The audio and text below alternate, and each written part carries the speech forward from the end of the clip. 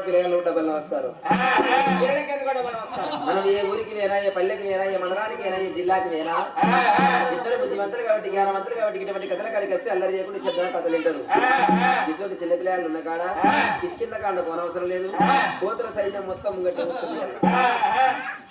రామాని ఎవరైతే అంటారో, రామాని ఎవరైతే వింటారో, రామాని ఎవరైతే వినిపిస్తారో, రామ రామాని అంటే యజ్ఞం చేసిన పుణ్యమాట. యజ్ఞం అంటే సామాన్యం కాదు. 108 హోమం ఉండాలి. హోమగారు యజ్ఞము అన్నారు. రామ రామాని అన్నా పుణ్యమే, విన్నా పుణ్యమే, వినిపించిన పుణ్యమేనమ్మా. మరి ఇవాళ ఈ రోజు లోపల ఇటువంటి హనుమాజిపేట గ్రామం లోపల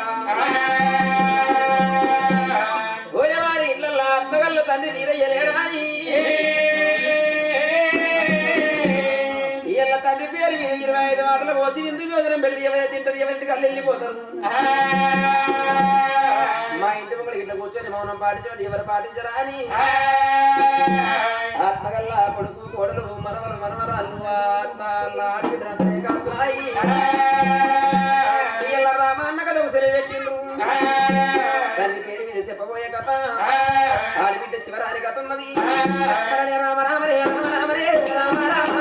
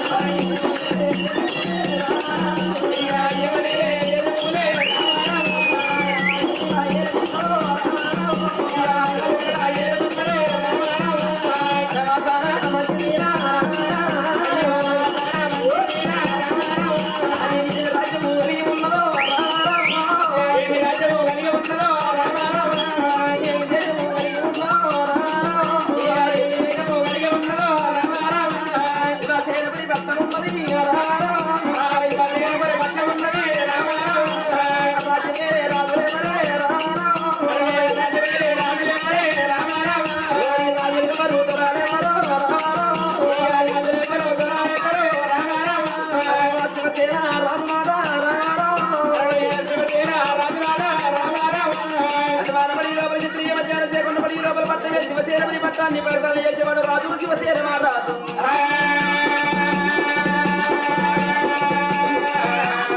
అతని అమ్మగారు వాడిలో సీతాదేవి.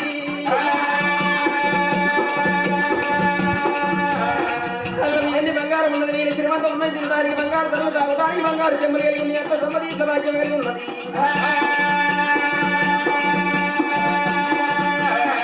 అందుకంటే గుమ్మల కనుక లక్ష పదార్థం కలిగి ఉన్నది. ఎక్కి చూడ ఎండి మీద దిగి చూడ బయట మీద రాలి మెడలు లక్క మీద లక్క చిత్రాల మీద కలిగి ఉన్నాయి.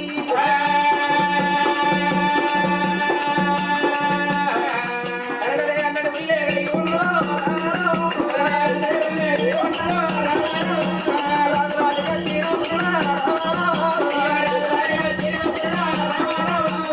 నడువిల్ల రాజుల కచేరి మీద సింహాసనం మీద ఉంటుంది. తండ్రి వారి శివసేన మహారాజు రథవంట రాజ్యం వెళ్తున్నాడు.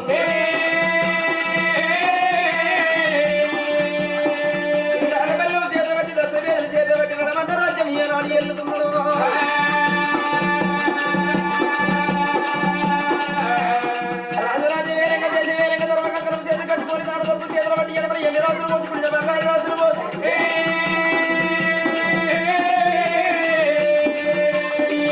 వారికి ఎండిన వారికి బంగారం దానం చేస్తున్నాడు. అంజనా గది దానం చేస్తున్నాడు. నందకున్న గది దానం చేస్తున్నాడు.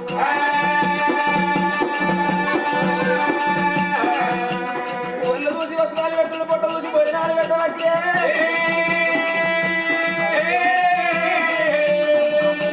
ఎండకు పోయి ఏడి అయ్యల నీడకు తీసుకెళ్ళని అందరినీ రాసిపోతున్నాడు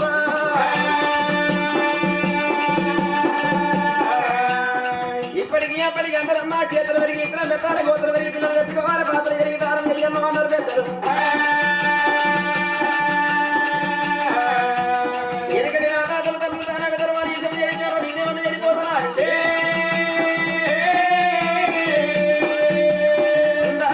తండ్రి పేరు వెళ్తుంది ఒక మనిషి బతికేది నిన్ను 100 ఏళ్ళు కానీ 1000 ఏళ్ళ గిట్టు సంపాదించుకోవాలి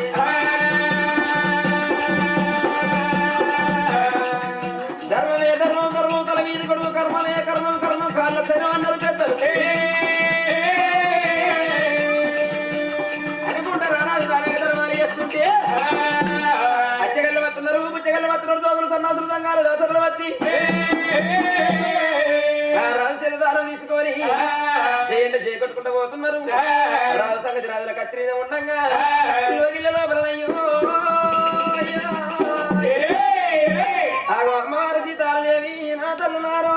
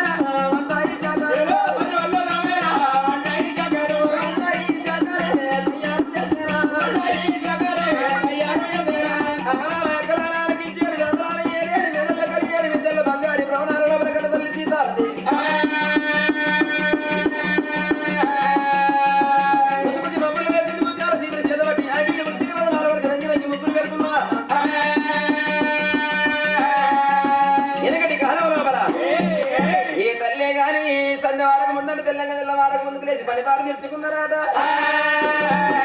మరి ఎప్పుడు ఆడోళ్ళు కరీకాల పాడలు ఏం చేస్తున్నారు కరకర కరకర పొద్దు ఒడిసి కిటికీలకి వెళ్ళి మంచానికి ఎండగలిగేదాక ముఖం మీద చెత్తలు ఎత్తలేరు ఈనాటి తల్లులు కన్న తల్లి కట్టబట్టది కాదు ముసి మప్పులు లేచింది ముత్యాల సీపులు చేతబట్టి ఆకిళ్ళు ముడిసి 14 వరిసి ఎంగినకి ముక్కులు పెడుతున్నది నా భర్త వచ్చే వరకు వంట శాఖలు తయారు చేస్తారా అని